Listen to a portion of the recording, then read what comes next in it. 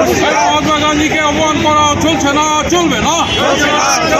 অবিলম্বে 100 দিনের কাজ চালু করতে হবে। বন্ধ চা বাগানগুলো খুলতে হবে।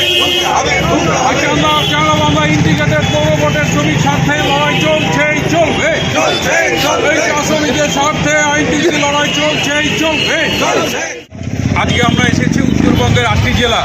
দিলীপ দাস দার্জিলিং জেলা সভাপতি আইনটিউসির, তার ডাকে সমস্ত সভাপতিরা এখানে এসেছে। 8টি জেলা সভাপতিরা মিলে যৌথভাবে সিদ্ধান্ত নিচ্ছি আমরা ফ্যাসিবাদী সরকারের বিরুদ্ধে যে 4টি লেবার কোড চালু করে ট্রেড ইউনিয়নগুলো আগামী দিনে থাকবে কিনা, কাজের কোনো ব্যবস্থা নেই, কলকারখানা চালুর ব্যবস্থা নেই, অথচ শ্রমিকদের স্বার্থে শ্রমিকদের 8 ঘন্টার যে কাজের অধিকার, যে লড়াই, শ্রমিকের সেই লড়াই, সেই অধিকারকে বন্ধ করে দিয়ে আজকে কর্পোরেট সংস্থা তারা নির্ধারণ করবে শ্রমিক 16 ঘন্টা কাজ করতে হবে, 12 ঘন্টা কাজ করতে হবে। এই লেবার দাবিতে আমাদের লড়াই। জাতির জনক গ্রাম স্বরাজের স্বপ্ন দেখেছিলেন মহাত্মা গান্ধী। যেই গ্রাম স্বরাজে ভারতবর্ষে ইউপিএ সরকার প্রথম 100 দিনের কাজ পৃথিবীতে প্রথম শুরু করেছিল। কাজের অধিকার মানুষের, গ্রামের মানুষের হাতে যদি পয়সা না থাকে তাহলে গ্রামের মানুষ বাজারঘাট করবে কি দিয়ে? বাজার যদি না চলে কলকারখানা চলবে কি দিয়ে? আজকে 2 বছর ধরে 100 দিনের কাজ বন্ধ। সেই 100 দিনের কাজকে মনরেগা প্রকল্প মহাত্মা গান্ধীর নামে ইউপিএ সরকার চালু করেছিল। তার সামনে নিয়ে আসছে কি? জি রামজি, অর্থাৎ নাথুরাম গডস হত্যা করেছিল মহাত্মা গান্ধীকে।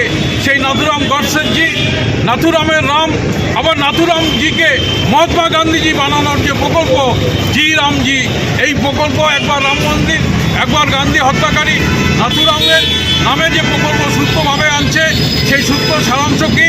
100 দিনের কাজ বিভিন্নভাবে রাস্তাঘাট ডোবা খনন থেকে শুরু করে বিভিন্ন পরিকল্পনা তার মধ্যে ছিল। আজকে সেই কাজ শুধুমাত্র ডোবা খননের মধ্যে সীমাবদ্ধ থাকবে। জি রামজি প্রকল্প আজকে আমাদের মধ্যে মানুষের মধ্যে দিয়ে চালাকি করে এই একটা সরকার একের পর এক জাতীয় সম্পদগুলো বেচছে। চা বাগানের শ্রমিকরা মিনিমাম ওয়েজ পাচ্ছে না। চাংলাবান্ধা ফুলবাড়ি ইন্টিগ্রেটেড পৌর বোর্ডগুলো, সীমান্ত বন্দরগুলো ব্যবসা বাণিজ্য বন্ধ। সেখানকার বিভিন্ন ব্যবসা আজকে চলে যাচ্ছে এয়ারপোর্টে ডকের মাধ্যমে, যাতে স্থল বন্দরে কাজগুলো আমাদের মার খাচ্ছে। সেখানকার শ্রমিকরা ঢুকছে।